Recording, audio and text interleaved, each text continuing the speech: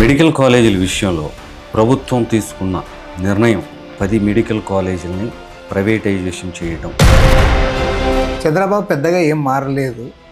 గతంలో ఏ విధానాలు అయితే ఆయన అవలంబించాడో అదే విధానాలకు కట్టుబడి ఉన్నాడని చెప్పి ఇప్పుడు మనకు అర్థం. 5 ఏళ్లలో 1,00,000 కోట్లు దాదాపుగా ఖర్చు పెట్టాలనుకుంటున్న ఈ ప్రభుత్వం 5-6 వేల కోట్లు మెడికల్ కాలేజీలకి ఖర్చు పెట్టలేదా అనేది ప్రతిపక్షాల నుంచి చూస్తున్న విమర్శ.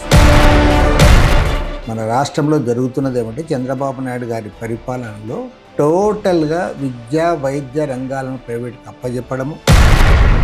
3,000 పైచిలుకు ప్రొసీజర్లకు మేము ఆరోగ్యశ్రీ మా పథకాన్ని అమలు చేసాము. కానీ ఇప్పుడు పరిస్థితి మాత్రం పూర్తిగా మారింది. కేవలం 2.5 లక్షలకి అది బీమా. అక్కడ ఎన్డీఏ ఇక్కడ ఎన్డీఏ అంటున్నారు కదా, వీళ్ళేమో దోషి పెడతారు వాళ్ళ దగ్గరకు మళ్ళీ వీళ్ళే చిప్ప పట్టుకుని పోతారు. ఆంధ్రప్రదేశ్ రాష్ట్ర అవసరాల కంటే కూడా అదనంగానే పంపించింది. కానీ ఇప్పుడు యూరియా సమస్య ఎక్కువ వస్తుంది. 1,50,000 టన్నులు ఏమైందనేది ఇప్పుడు పెద్ద మిస్టరీ. ఒక రకమైనటువంటి వాతావరణం సృష్టించారు. యూరియా దొరకదు.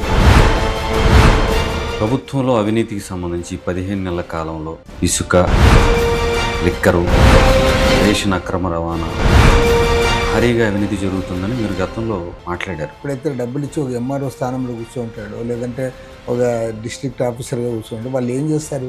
డబ్బులు వాళ్ళు ధైర్యంగా వసూలు చేసుకుంటారు.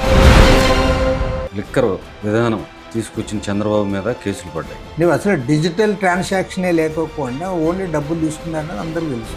మద్యపాన నిషేధం అమలు చేసి 2024లో ఓట్లు అడుగుతానని చెప్తుంది. ఇప్పుడు వైజాగ్ స్టీల్ ప్లాంట్ను కూడా ప్రైవేటీకరణ చేస్తే అడ్డుకుంటారా మరి చంద్రబాబు? దీన్ని బట్టి మీరు మిట్టల్ వైపా లేకపోతే విశాఖ స్టీల్ వైపా అని నేను అడుగుతాను.